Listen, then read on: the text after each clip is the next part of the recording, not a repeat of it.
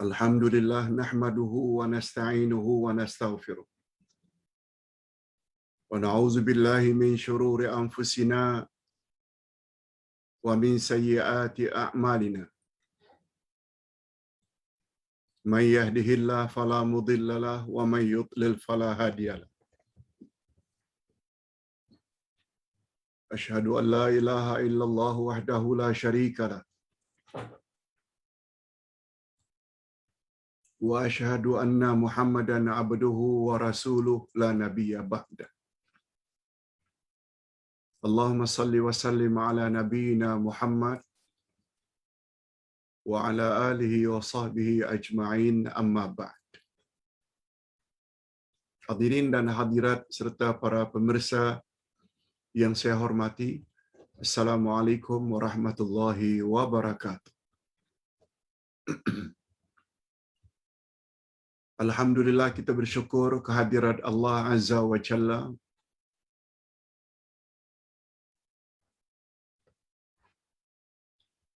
Setelah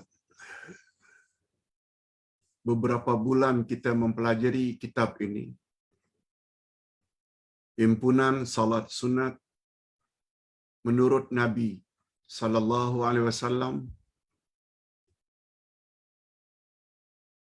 maka tibalah pada hari ini insya-Allah kita akan tamatkan buku ini. Dengan kata lain, tentang buku ini, himpunan salat sunat menurut Nabi sallallahu alaihi wasallam, hari ini adalah pelajaran yang terakhir.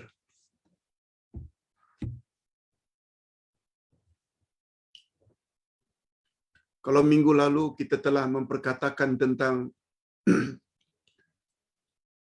waktu dilarang melakukan salat sunat. Bahagian pertama.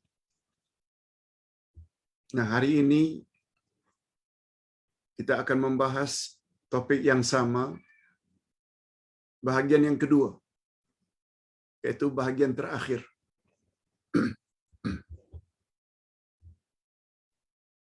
Untuk memudahkan menyambung dengan pelajaran pagi ini, bagus juga kalau Ustaz ulangi sekali lagi tentang waktu-waktu dilarang salat sunat. Ada 4 pembahasan.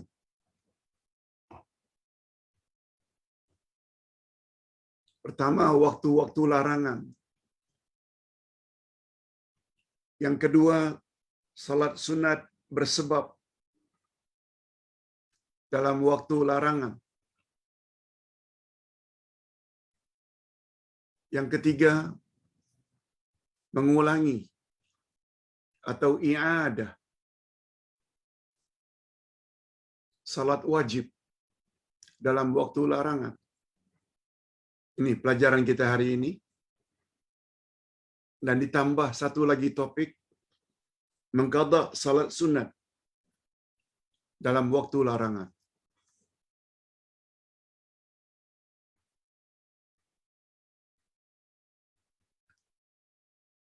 Tentang 2 topik pertama, waktu larangan untuk melakukan salat sunat, terbagi 2 pula. Ada yang ijmali, global, garis besar, dan ada pula yang tafsili, secara terperinci. Waktu larangan melakukan salat sunat secara ijmali, global, yaitu selesai salat subuh hingga terbit matahari. 1. Yang kedua, ketika matahari sedang di tengah-tengah. Dan yang ketiga, selesai asar hingga terbenam matahari. Itu waktu-waktu larangan ijmali. Adapun waktu-waktu larangan tafsili yang lebih terperinci, habis asar hingga terbenam matahari.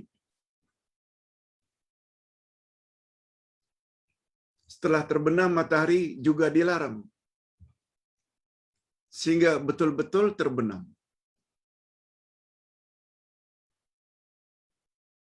Ketika matahari sedang di tengah. Yang ketiga, ketika habis selesai salat asar.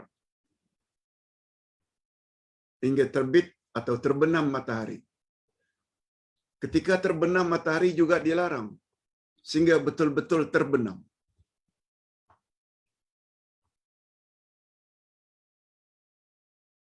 Kalau yang pertama tadi habis subuh sampai terbit matahari. Yang kedua, ketika terbit matahari juga kalau boleh jangan buat. Sehingga matahari itu naik sepenggalahan. Bermulanya waktu duha. Yang ketiga, matahari sedang di tengah-tengah.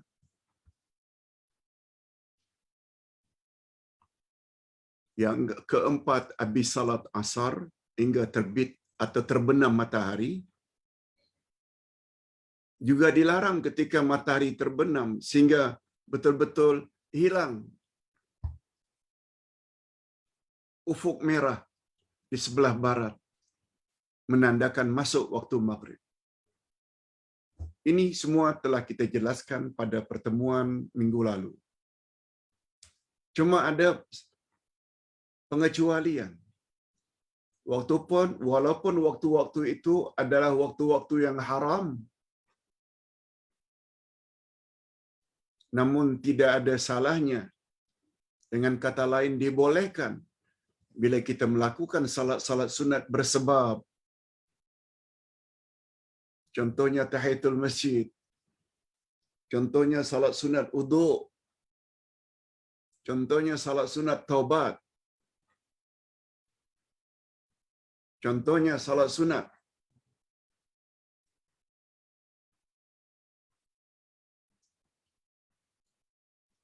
Banyak lagi. Salat sunat bersebab itu sungguh banyak.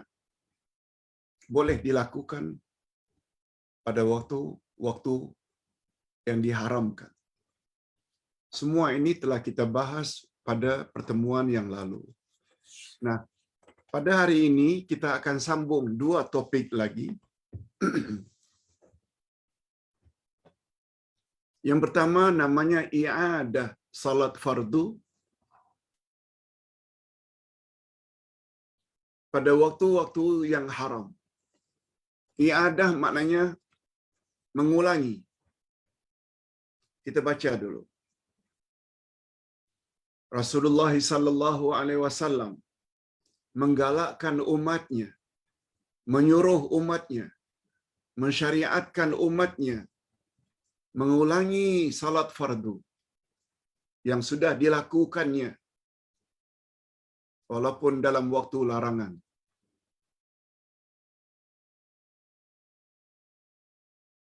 Mungkin ada pertanyaan, mengapa mesti diulang lagi Pak Ustaz? Apakah salat fardu yang telah dia lakukan itu tidak sah? Bukan. I'adah maknanya mengulangi salat fardu yang telah kita lakukan. Nabi galakkan supaya ulang balik. Andai kata dengan pengulangan itu, kita dapat melakukan salat yang lebih sempurna. Antara lain, dengan cara berjamaah. Yang sebelumnya barangkali munfarid.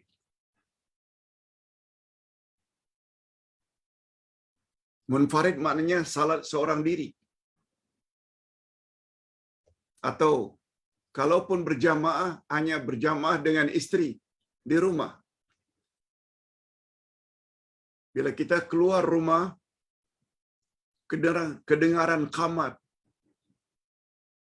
di masjid,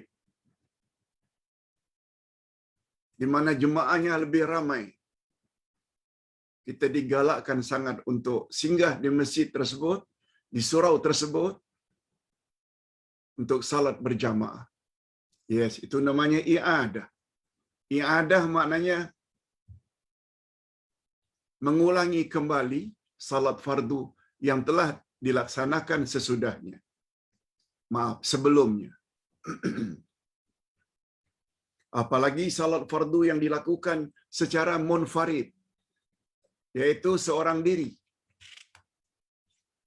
Sangat bagus bila terjumpa setelah itu ada orang yang melakukan salat yang sama tapi berjamaah, kita digalakkan supaya join. Perbuatan ini dalam ilmu fiqh disebut dengan i'adah. Dalam ilmu fiqh dipanggil dengan i'adah.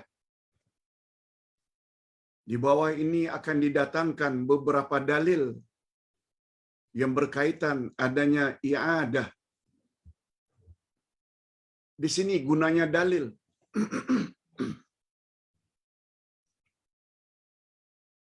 Bapak-bapak dan ibu-ibu serta para pemirsa, tak boleh cakap, oh kami tak dengar pun selama ini adanya i'adah.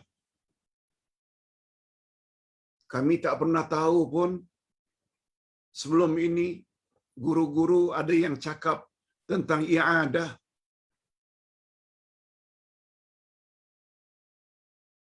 Betul? Karena ilmu awak masih cetek. Karena ilmu awak masih sedikit. Tidak banyak baca. Malah dibandingkan ilmu-ilmu Islam yang ada dalam Quran dan Sunnah, lebih banyak yang anda tidak tahu berbanding apa yang anda sudah tahu. Apalagi selama ini, Islamnya Islam nenek moyang. Islam ikut-ikutan. Bukan belajar Islam berlandaskan dalil Quran dan Sunnah. Betul? Anda katakan kami tak pernah dengar pun. Itu karena kekurangan anda. Jangan kata tidak ada. Itu sebabnya perlu adanya dalil. Bila ada dalil sahih pula, sikap yang paling baik sami'na wa ata'na. Itu sebabnya kata Nabi, maaf, itu sebabnya kata Sayyidina Ali, memasukkan ilmu dalam minda tak sama dengan memasukkan sampah ke dalam tong sampah. Masukkan sampah dalam tong sampah ada limitnya. Yang sampah itu tak boleh dimasukkan lagi. Ada batasannya. Karena sudah penuh. Tetapi kata Sayyidina Ali, memasukkan ilmu ke dalam minda, makin kita masuk ilmu-ilmu Islam, makin terasa kosong. Sebabnya Ustaz berani mengatakan, Ustaz cakap tentang i'adah, salat fardu yang telah kita lakukan, digalakkan lagi oleh Nabi, supaya kita ulangi. Tak pernah dengar pun, memanglah tak pernah dengar, karena ilmu awak sedikit. Awak kurang banyak baca. Yang dibaca selama ini novel, majalah, surat khabar, bukan tafsir Quran, bukan hadis Nabi. Okey. Nah, sekarang kita ingin tahu dalilnya. Di sini, mengapa dalil itu sangat perlu? Islam agama dalil. Bukan agama cakap-cakap kosong. Tak percaya, coba perhatikan. Hadis ini dinilai sahih oleh Syekh Nasaruddin Albani. Daripada Yazid bin Al-Aswad radhiyallahu anhu, katanya, aku haji bersama Nabi, naik haji bersama Nabi. Lalu aku salat subuh berjamaah.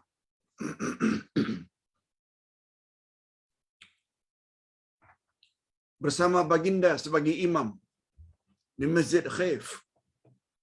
Kalau orang pernah naik haji, dia akan tahu Masjid Khaif. Letaknya di Mina. Setelah salat, baginda pun beredar. Lalu baginda terserempak dengan dua orang laki-laki yang duduk-duduk di bahagian belakang masjid, yang tidak ikut serta salat berjamaah. Dia duduk-duduk.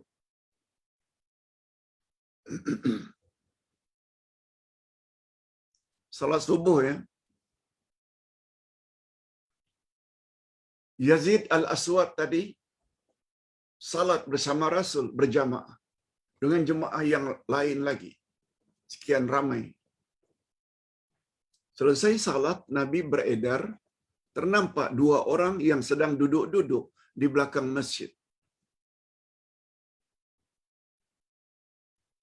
Mereka tidak ikut salat berjamaah bersama baginda. Lalu baginda sallallahu alaihi wasallam meminta salah seorang sahabat memanggil mereka berdua untuk menghadapnya. Mereka datang, mereka berdua ni datang karena dipanggil oleh Nabi sambil menggeletar, takut mendapat marah dari Nabi. Menggeletar karena takut. Coba dengar dialog Nabi dengan dua orang ini. Apa kata Nabi? Ma mana'akuma an tusalliya ma'ana. Apa yang menghalang kamu berdua untuk salat bersama kami tadi secara berjamaah? Mengapa? Mengapa tak salat? Apa yang menghalang kamu sehingga tak salat berjamaah bersama kami tadi? Kamu lihat kan? Faqala, lalu kedua-dua sahabat ini menjawab, Ya Rasulullah, inna kunna qad sallaina fi rihalina. Sesungguhnya kami sudah salat tadi sebelum kami datang ke sini. Sebelum kami sampai di sini, kami dah salat subuh tadi di tempat kami. Coba dengar komen Nabi. Qala fala taf'ala idza sallaituma fi rihalikuma thumma ataituma masjida jama'atan fasalliha ma'ahum. Kamu jangan cakap macam itu. Apabila kamu sudah salat di tempat kamu, kemudian kamu datang ke masjid, orang baru buat salat berjamaah.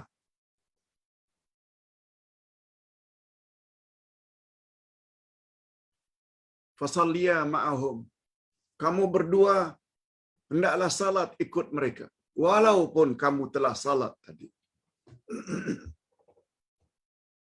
Fa innaha lakuma nafilah. Sebab salat yang kamu ulang ini sunat hukumnya. Walaupun sunat itu definisinya buat dapat pahala, tak buat pun tidak berdosa.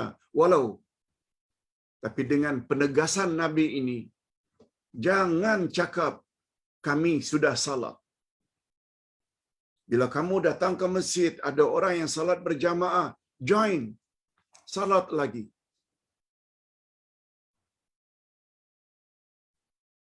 Dia adalah tambahan atau sunat untuk kamu.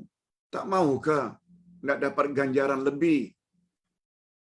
Begitu lebih kurang maknanya. Satu, dalilnya i'adah bukan hanya satu, banyak.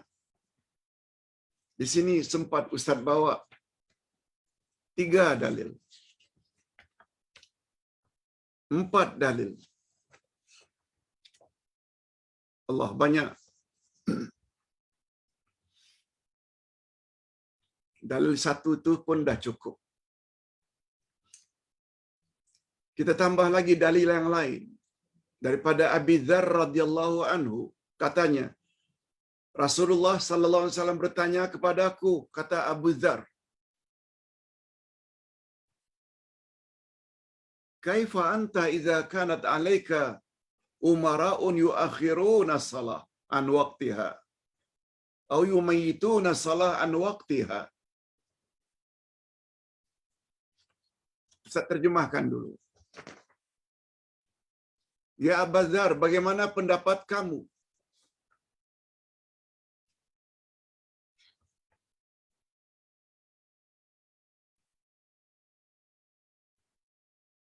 Rasulullah sallallahu alaihi wasallam bertanya kepadaku, kepada Abu Dzar, "Wahai Abu Dzar, bagaimana sikap kamu jika kamu berhadapan dengan para pemimpin yang gemar melambat-lambatkan salat dari waktunya, atau mereka yang menjadikan salat bagaikan mayat?" Maknanya gemar melambatkan salat. Pemimpin suka melambatkan salat daripada waktu yang sebenar.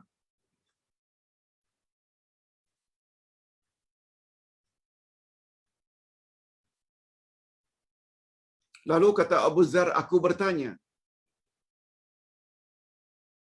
apakah yang Tuan suruh dalam hal itu? Bila ternyata pemimpin kita suka melambatkan salat, zaman dahulu,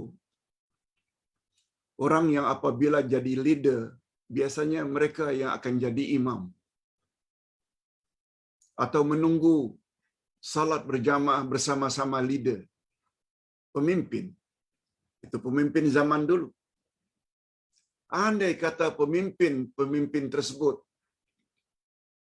yang sepatutnya salat bersama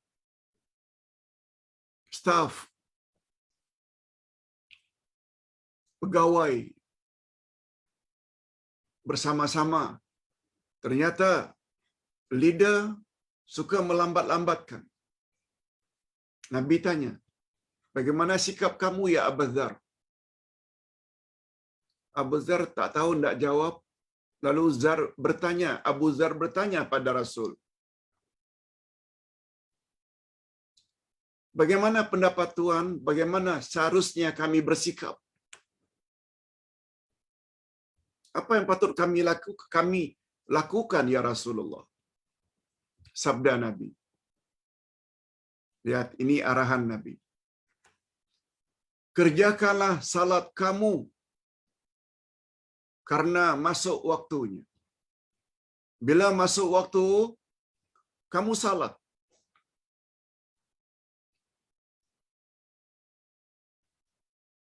Karena pemimpin kamu suka melambatkan salat. Salat dulu.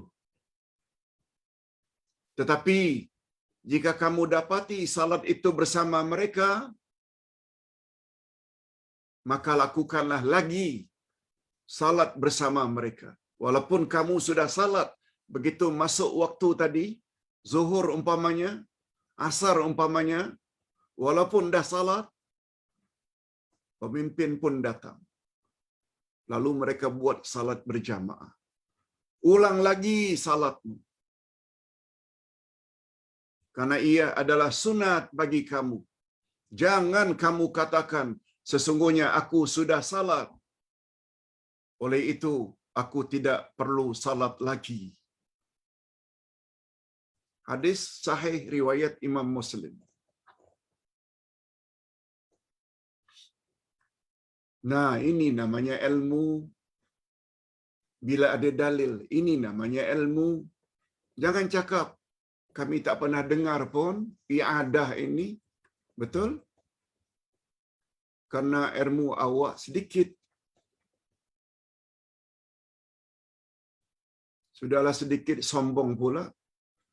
orang bawakan dalil dinafikan.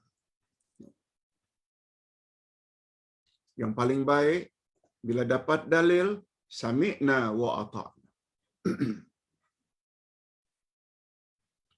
Coba dengar apa komen Imam An-Nawawi. Imam An-Nawawi berkata, berdasarkan hadis di atas, maka tidak mengapa mengulangi atau i'adah salat subuh dan salat asar dan maghrib dan salat-salat yang lain. Karena Nabi sallallahu alaihi wasallam memberi arahan secara mutlak, yakni secara bebas untuk mengulangi salat tanpa membeza-bezakan antara satu salat dengan salat yang lain, dan inilah pandangan yang paling kuat dan sahih.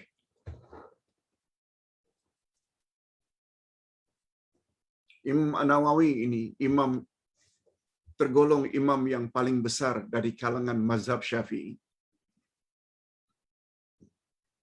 Kita mengaku mazhab Syafi'i, tapi kita tak tahu. Kita tambah satu lagi, yang ketiga. Daripada Mahjan radhiyallahu anhu katanya, pada satu hari saya menghadiri majlis bersama Nabi sallallahu alaihi wasallam. Aku bersama Nabi sallallahu alaihi wasallam menghadiri satu majlis. Maka masuk waktu salat fardu. Rasulullah sallallahu alaihi wasallam kemudian melakukan salat fardu tersebut. Sudah salat, baginda melihat Mahjan ini yang meriwayatkan hadis ini.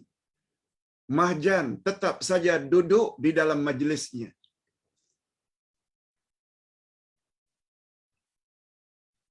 Maka Nabi sallallahu alaihi wasallam bertanya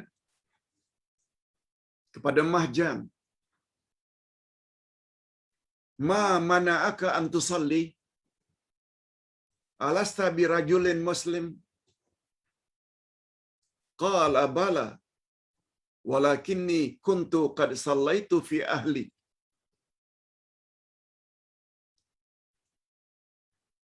Nabi tanya kepada Mahjan, apa yang menghalang kamu untuk salat bersamaku? Sebab Nabi tengok Mahjan duduk saja dalam majlis. Nabi salat, Mahjan tak ikut. Apa pertanyaan Nabi? Alasa tabiru rajulun muslim? Kau orang Islam ke? Alasta bi rajulin muslim? Engkau seorang laki-laki muslim ke? Oh, begitu pertanyaan Nabi. Keras.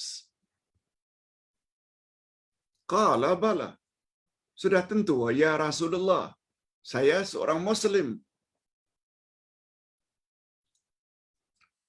Lalu Mahjan membuat alasan, walakinni kuntu qad sallaitu fi ahli. Tadi sebelum datang ke majlis ini, aku sudah salat bersama ahli keluarga aku. Begitu bunyi hadis. Dia jawab dia sudah salat. Faqala Rasulullah sallallahu alaihi wasallam. Rasulullah jawab, "Idza ji'ta fasalli ma'an nas wa in kunta qad sallaita." Bila kamu datang nampak ada orang salat bersama manusia lain, yakni berjamaah, hendaklah kamu ikut salat. Wa in kunta qad sallaita, walaupun kamu sudah salat. Hadis riwayat An-Nasa'i. Hadis ini dinilai sahih oleh Syekh Nasaruddin Albani. Coba tengok apa komen Imam Syaukani. Hadis ini dan yang senada dengannya memperkuatkan lagi hujjah golongan yang berpendapat kebolehan memasuki salat berjamaah dengan niat sunat bagi mereka yang sudah pun melakukan salat berkenaan. walaupun waktu itu termasuk waktu haram baginya. Walaupun waktu itu waktu haram baginya.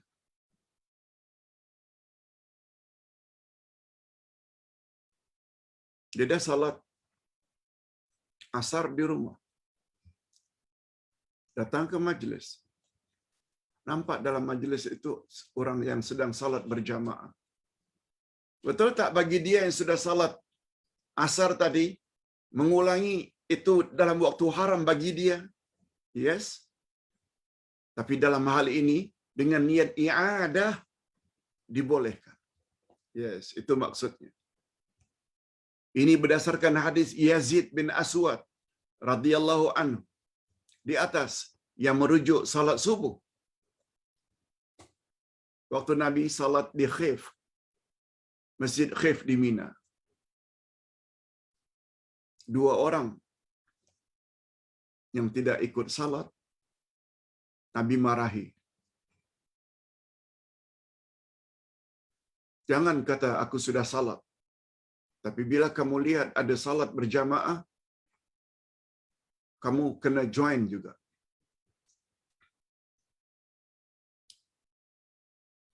Sedangkan hadis-hadis yang lain pula Nabi sallallahu alaihi wasallam menyatakannya secara mutlak, yakni bebas, tanpa membeza-bezakan salat apapun, seperti hadis Abu Zar dan hadis Mihjan. Semua hadis ini mengkhususkan hadis-hadis yang melarang salat sunat pada waktu-waktu larangan. Boleh. Bukan saja waktu larangan boleh buat salat sunat bersebab, malah mengulangi salat fardu juga boleh hukumnya. Walaupun waktu itu waktu yang haram kita melakukan salat. Adapun tentang hadis Ummu Salamah, ini hadis lain lagi. Katanya, Ummu Salamah berkata, setelah Nabi salat, baginda kemudian memasuki rumahku, lalu salat 2 rakaat. Aku bertanya, ya Rasulullah, Tuan telah melakukan salat pada waktu yang Tuan tidak pernah melakukannya. Mengapa Tuan salat lagi? Lalu Rasulullah bersabda, Qadama alayya malun fashaghalani 'anil raka'ataini kuntu arka'ahuma ba'da zuhur wa sallaituhuma al-an. Faqultu ya Rasulullah, anaqdihima idza fatata? Qala la. Hadis riwayat Imam Ahmad.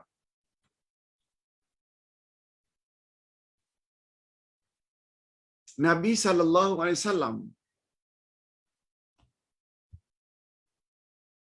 Ustaz terjemahkan saja secara bebas. Nabi balik ke rumah istrinya Ummu Salamah habis asar. Habis asar. Maknanya Nabi sudah salat asar di masjid. Lalu Nabi buat salat 2 rakaat habis asar. Itu sebab Ummu Salamah tanya, ya Rasulullah, Tuan salat di waktu yang biasanya Tuan tidak salat waktu ini habis asar. Nabi jawab, ya. Tadi habis zuhur telah datang rombongan yang membawa harta yang banyak. Lalu aku urus.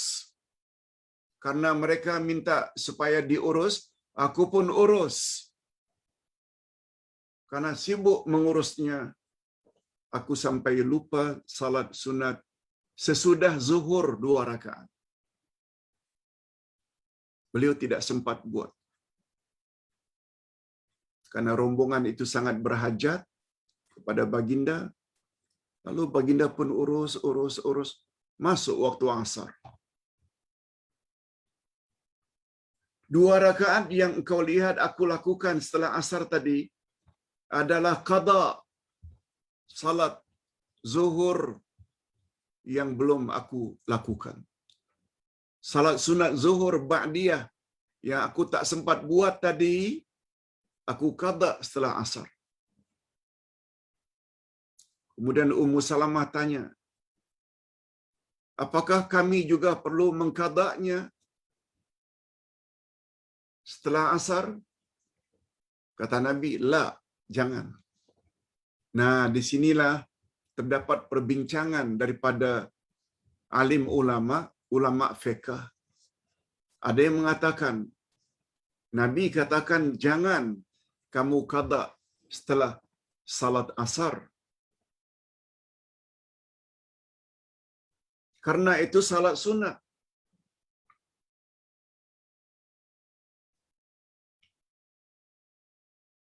Majoriti ulama mengatakan itu adalah khas untuk Nabi. Itu sebabnya Nabi kata la. Walaupun ada segelintir ulama mengatakan dia juga boleh dilakukan oleh umatnya. Tapi majoriti mengatakan itu termasuk khususiat, special, khas untuk Nabi saja, tidak untuk umat. Ustaz baca sedikit penjelasannya. Hadis ini menunjukkan bahawa mengqada salat sunat sesudah salat asar adalah termasuk ke dalam khususiat Nabi Muhammad sallallahu alaihi wasallam, yakni amal khas hanya untuk Nabi. Imam Sun'ani berkata, hadis di atas menunjukkan bahawa mengqada salat sunat yang luput pada waktu tersebut adalah termasuk khususiat Nabi, special untuk Nabi. Syekh Abdul Aziz bin Baz berkata, hadis ini sanadnya jayyid, baik. Ia menunjukkan bahawa mengqada salat pada waktu itu adalah khas untuk Nabi Muhammad sallallahu alaihi wasallam. Juga terdapat pandangan sebahagian ahli ilmu, cendekiawan Islam, yang berpendapat boleh juga bagi umatnya. Ini pendapat yang kedua. Namun pendapat yang lebih sahih bahwa ia khas untuk Nabi saja. Okey, itu satu pembahasan. Mengqada salat fardu. Kita sedang bercakap ya tentang salat fardu, bukan salat sunat. Habis salat subuh, jumpa orang yang sedang berjamaah salat subuh, join. Habis salat asar, jumpa orang salat berjamaah asar. Yang bagi orang yang sudah salat asar, tentunya waktu itu waktu haram bagi dia. Tapi karena itu salat berjamaah, join. Maknanya dia dibolehkan melakukan salat sunat, salat fardu dalam waktu larangan. Okey. Nah sekarang topik baru, mengqada salat fardu dalam waktu larangan.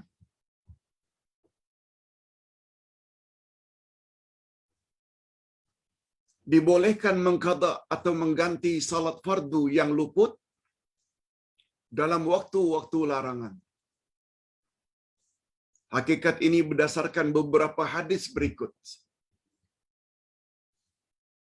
Daripada Anas bin Malik radhiyallahu anhu katanya bahwa Nabi sallallahu alaihi wasallam bersabda, ini dalam bab orang yang terlupa atau orang yang tertidur. Man nasiya salatan falyusalliyaha idza dzakaraha la kafaratan laha illa dzalik. Muttafaqun alaih. Hadis diriwayatkan bersama Bukhari dan Muslim. Disambung dengan hadis, man nasiya salatan aw nama anha fa kafaratu ma an yusalliyaha idza dzakaraha. Hadis ini kita biasa dengar.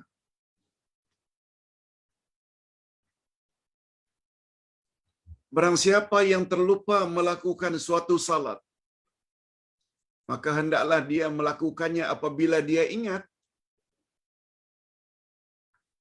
Sekarang jam 10.40 pagi baru ingat belum salat Isyak semalam. Nah, sekarang waktunya. Atau habis salat subuh tadi baru teringat, ya Allah, aku belum salat Isyak rupanya malam tadi. Walaupun waktu itu waktu haram habis subuh, dia lakukan salat 4 rakaat. Atau dan tidak ada kafarat, tidak ada denda baginya. Denda baginya ialah lakukan salat itu. Dalam riwayat yang lain pula, barang siapa yang terlupa melakukan salatnya atau tertidur daripadanya, tertidur, maka kafaratnya ialah dia melakukan salat itu apabila dia teringat. Walaupun dia teringat itu habis asar, walaupun dia teringat itu habis subuh, tidak ada masalah untuk dia melakukannya. Berdasarkan hadis-hadis di atas jelaslah bahwa hukum kebolehan melakukan salat yang mempunyai sebab dalam waktu-waktu yang diharamkan. Adapun contoh-contoh salat tersebut ialah sebagaimana yang dihimpunkan oleh Imam Ibnu Taimiyah. Imam Ibnu Taimiyah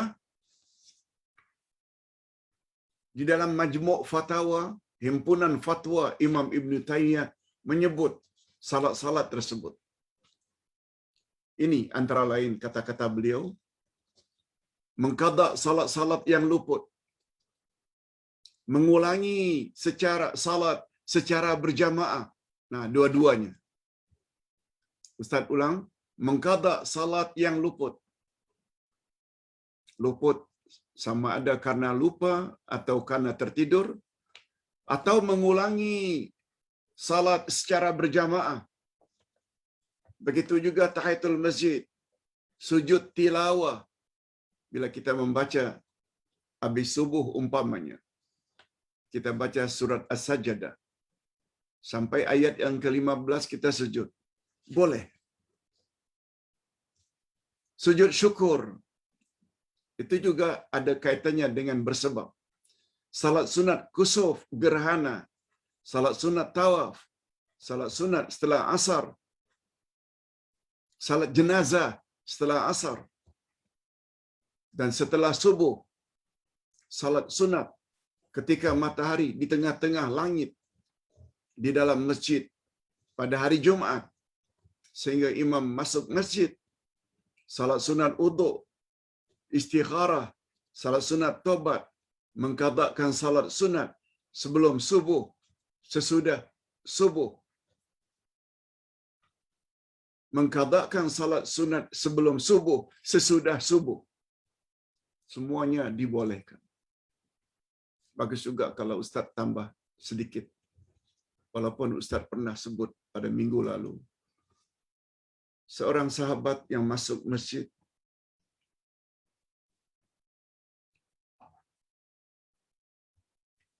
lalu Nabi SAW memulai salat subuh. Dia tidak sempat untuk salat qabliyah subuh yang begitu hebat fadilatnya.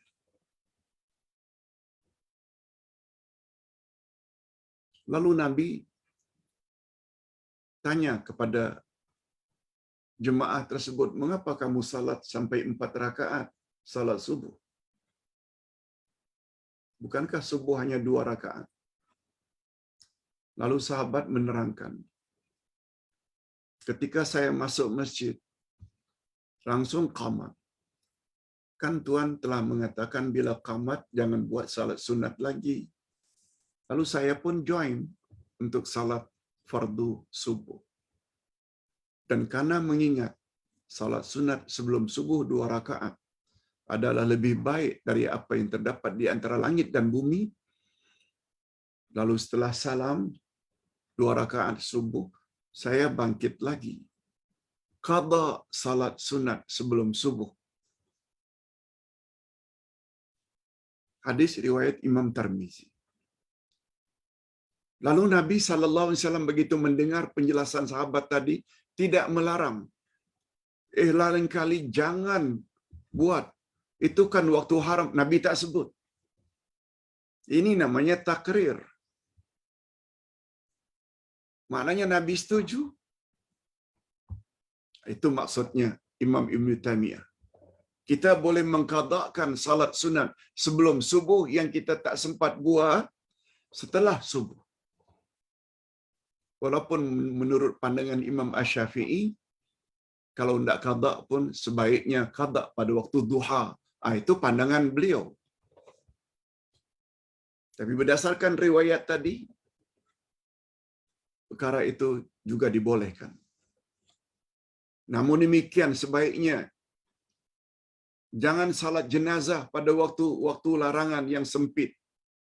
Salat jenazah kalau boleh jangan dilakukan ketika waktu yang dilarang itu yang sempit.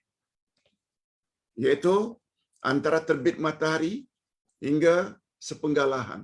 Kan itu sempit. Kalau boleh jangan ketika itu. Atau matahari sedang tegak betul. Jangan. Sebab sebentar lagi kan akan tergelincir. Begitu juga setelah terbenam matahari. Masih lagi merah. Ufuk sebelah barat. Jangan. Sehingga hilang dulu merah. Sebentar saja. Itu nasihat Ibnu Taimiyah. Ketika matahari sedang terbenam, ketika matahari sedang terbit, dan ketika matahari sedang berada di tengah-tengah langit. Itu maknanya waktu larangan yang sempit.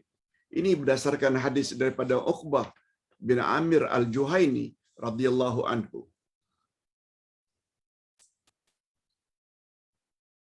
Apa kata beliau?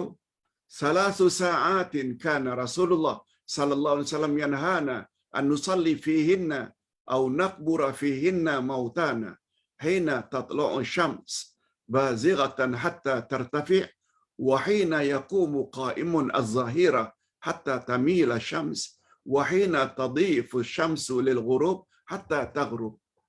Terjemahannya macam Ustaz sebutkan tadi. Ada 3 ketika jangan kamu melakukan salat sunat. Juga jangan salat jenazah atau menguburkan jenazah. Pada ketiga ketika tadi. Ketika matahari itu terbit sehingga dia naik sepenggalahan. Ketika matahari sedang di tengah-tengah sehingga dia tergelincir. Ketika matahari terbenam sehingga dia betul-betul terbenam. Itu maksudnya waktu-waktu larang yang tersempit. Waktu-waktu larangan yang sempit. Dan hadis lain, ini yang terakhir. Dari Abi Sa'id radhiyallahu anhu katanya bahwa Rasulullah melihat seorang laki-laki salat sendirian. Rasulullah lihat seorang laki-laki salat munfarid, maknanya sendirian. Lalu baginda bertanya, "Ala rajulun yatasaddaqu ala hadza fa yusalli ma'ah?" Hadis riwayat Abu Daud, Tirmizi, Ahmad, Al-Hakim, Ibnu Hibban wa Abu Ya'la. Hadis ini sahih dinilai oleh Syekh Nasaruddin Albani. Coba dengar baik-baik. Tidak adakah salah seorang dari kamu yang ingin bersedekah kepada laki-laki ini, lalu dia salat bersamanya? Hadis sahih, riwayat Abu Daud dan lain-lain. Apa maksudnya Pak Ustaz? Nabi tanya kepada seseorang, tak maukah kamu bersedekah dengan kawanmu ini yang salat sendirian? Kita baca. Syekhul Islam Ibnu Taimiyah berkata, hadis ini menunjukkan akan kebolehan i'adah bersebab. Kemudian beliau berkata, lelaki yang bersedekah dalam hadis ini mengulangi salatnya supaya orang yang salat sendirian itu mendapat fadilat salat berjamaah. Itu maksudnya bersedekah. Kemudian i'adah itu disyariatkan menurut pandangan Imam Asy-Syafi'i, Imam Ahmad Ibnu Hanbal, Imam Malik pada waktu larangan. Sedangkan menurut pandangan Imam Abu Hanifah pula tidak disyariatkan i'adah dalam waktu larangan. Wallahu a'lam. Ustaz buat contoh.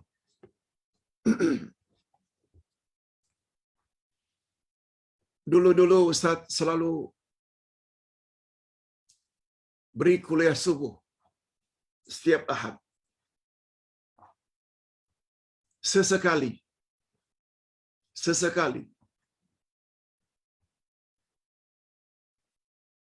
di tempat yang agak jauh.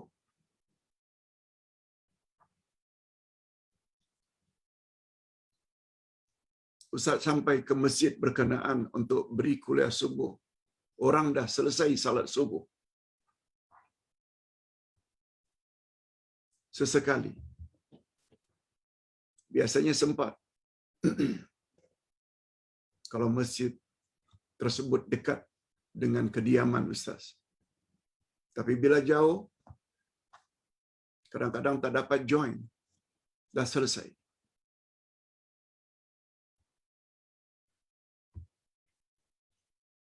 Lalu Ustaz akhirnya salat sendirian subuh. Kalau Ustaz belum salat sunat qabliyah subuh, Ustaz salat dulu qabliyah sunat. Qabliyah sebelum subuh 2 rakaat. Buat sendirian. Setelah itu Ustaz akan minta jasa baik salah seorang jamaah yang sudah pun salat subuh. Yang Ustaz kenal, yang pernah Ustaz beritahu pada jemaah itu tentang hadis ini, lalu Ustaz ajak, mari sebentar kita salat berjamaah. Ustaz terpaksa pilih mereka yang tahu. Kalau mereka yang tidak tahu hadis ini, ya Ustaz, saya sudah salat tadi. Bukankah waktu ini waktu haram bagi saya? Nah, Ustaz akan panggil yang itu. Ustaz akan panggil, Ustaz dah tahu, si fulan itu tahu. Dengan senang dia datang, bukan datang saja, dia qamat. Setelah dia qamat, Ustaz jadi imam, dia ikut di belakang. Tak jadi masalah. Ini yang dimaksudkan oleh Nabi. Tidakkah kamu ingin bersedekah kepada rakanmu itu yang salat sendirian? Sedekah maknanya join dia sebagai makmum. Supaya dia tadi salatnya munfarid sendirian menjadi mendapat pahala salat berjamaah. Sedangkan Nabi sallallahu alaihi wasallam bersabda, salatul jamaah afdal min salatil fadhi bi 27 darajah. Salat berjamaah lebih afdal 27 derajat daripada salat seorang diri. Yes. Dengan demikian maka berakhirlah buku ini. Ustaz harap berdasarkan dalil-dalil yang Ustaz bawa dalam buku ini, para jemaah dapat mengikutinya. Bukan ikut Ustaz, ikut dalil. Termasuk yang terakhir tadi tentang salat i'adah. Nah, Pak Ustaz, timbul pertanyaan. Macam mana dengan Sabtu yang akan datang? Sedangkan buku ini sudah tamat. Ustaz ada sebut pada minggu lalu, berhubung beberapa kitab Ustaz dalam percetakan dan belum selesai, karena PKP, dan sekarang Alhamdulillah sudah agak selesa. Menjelang selesai buku tersebut, yang antara lain surat Al-Kahfi, itu pun setebal ini, lebih kurang 400 muka surat. Surat Al-Fatihah, penyakit ain dan cara untuk merawatnya, dan lain-lain. Maka untuk sementara, kalau Selasa yang akan datang, kita akan gunakan buku ini, yaitu kunci yang ketiga, Selasa. Sabtunya pula, itu kunci yang keempat. Selasa berikutnya, kunci yang kelima. Pada minggu yang sama, Sabtunya pula, kunci yang keenam. Begitulah, sampai kita mendapat kitab yang baru. Sebab maklumlah, kunci kebahagiaan ini ada 30. InsyaAllah dapat kita percepat menghabiskan buku ini. Kalau tidak habis pun, kita kembali kepada asal. Selasa hanya buku ini, dan Sabtu dengan buku baru nanti yang akan selesai dicetak. Itu pengumuman terakhir dari Ustaz. Dan sebelum kita baca doa, ada satu pertanyaan dari jemaah.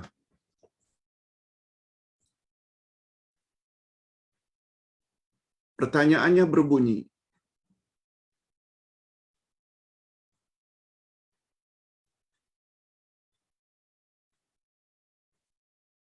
Pak Ustaz,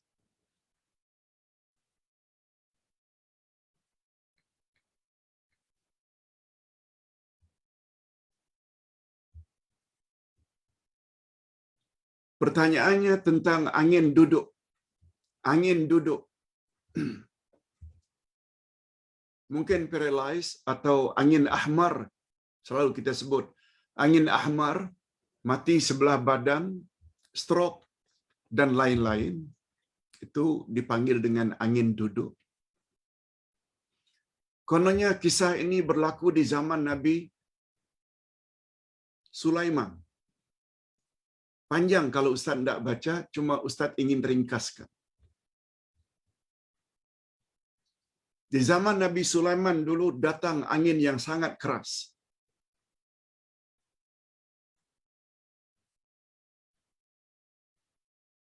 Angin tersebut ditanya oleh Nabi Sulaiman, "Siapa kamu?" "Aku adalah angin ahmar." Ustaz baca supaya tidak keliru. Pada suatu ketika di mana Nabi Sulaiman duduk di singgasananya, maka datang satu angin yang cukup besar.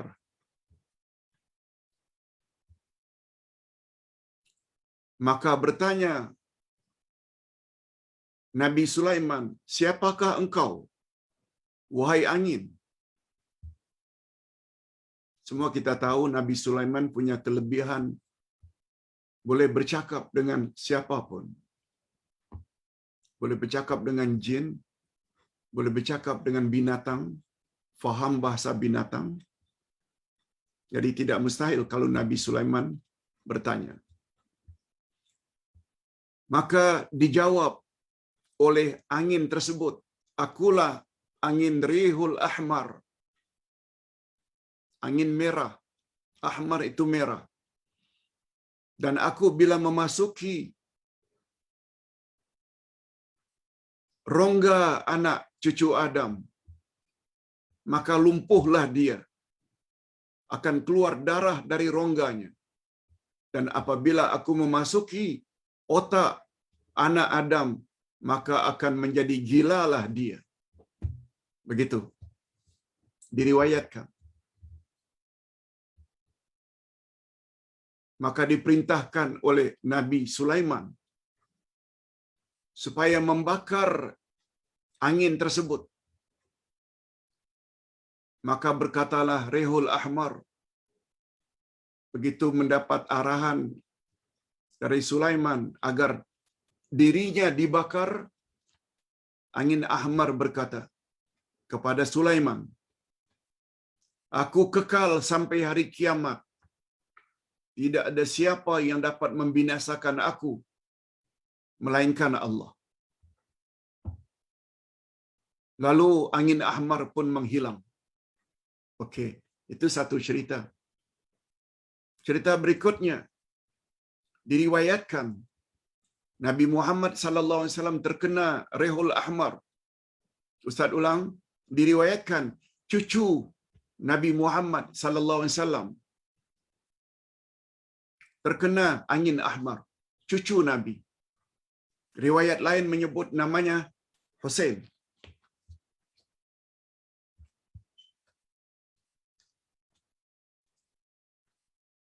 Terkena angin ahmar.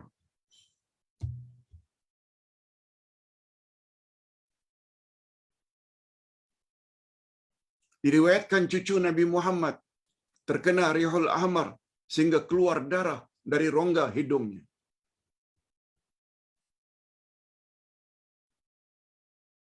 Tak lama kemudian datang malaikat Jibril bertanya Nabi kepada Jibril. Maka Jibril pun menghilang sebentar.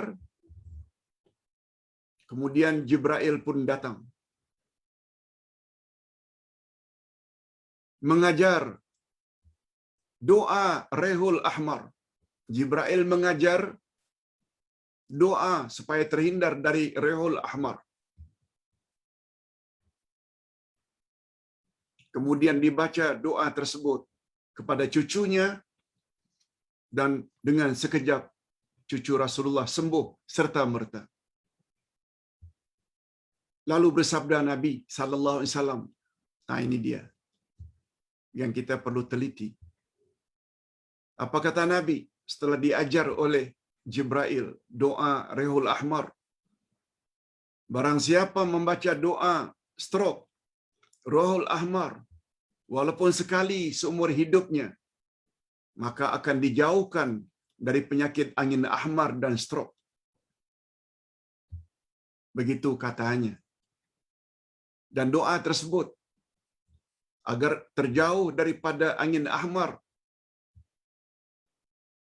dan penyakit kronik. Bunyinya, Allahumma inni a'udzubika minar rihil ahmar wad damil aswad wad dawa'il akbar. Itu bunyinya. Artinya, ya Allah, ya Tuhanku, lindungilah aku dari angin ahmar. Lindungilah aku daripada darah hitam, yakni stroke, dan daripada penyakit yang berat. Lalu, orang yang kirim ini, begitu mendapat doa ini, dan diminta pula, panjang-panjangkan ke grup keluarga, sahabat-sahabat anda yang tersayang. Lalu timbul pertanyaan, Pak Ustaz, mohon pencerahan. Saya takut jika ia tidak betul untuk saya sebarkan. Dari Hajar dalam grup Al-Furqan. Hadirin dan hadirat, setelah Ustaz teliti tadi malam, rupanya riwayat ini palsu. Riwayat ini palsu. Tidak ada asasnya sama sekali dari Nabi. Dan disebut beberapa alasan. Cucu Rasul sallallahu alaihi wasallam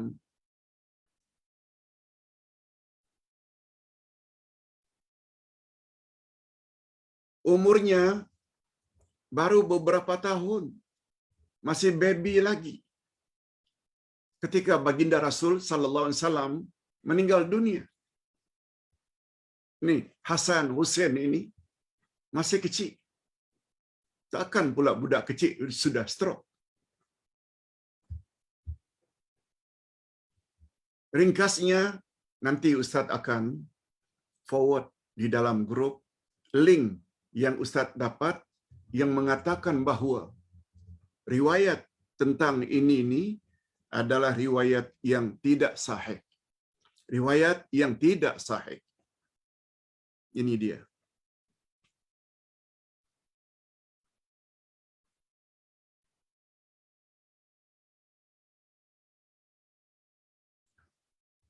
Serangan angin ahmar bukan berpunca dari Rihul Ahmar. Doa angin ahmar tidak sahih dari Rasulullah sallallahu alaihi wasallam, dan hukumnya haram mendakwa doa ini datang dari Rasulullah. Malah dikhawatiri jika kita menyebarkannya membawa kepada penyebaran hadis palsu. Ianya ditegah dalam Islam. Siapa yang mengadakan sesuatu yang baru dalam agama bukan disebut secara sahih oleh Rasulullah, bermakna ia telah melakukan bid'ah. Itu sebabnya doa angin ahmar yang terkenal di kalangan orang-orang Melayu, berhati-hati. Jangan kita sebar-sebarkan. Sungguh banyak ruqyah jampi-jampi yang diajar oleh Nabi sallallahu alaihi wasallam, umpamanya bismillahilladzi la yadurru ma ismihi syai'un fil ardi wala fis sama' wa huwa samiul alim.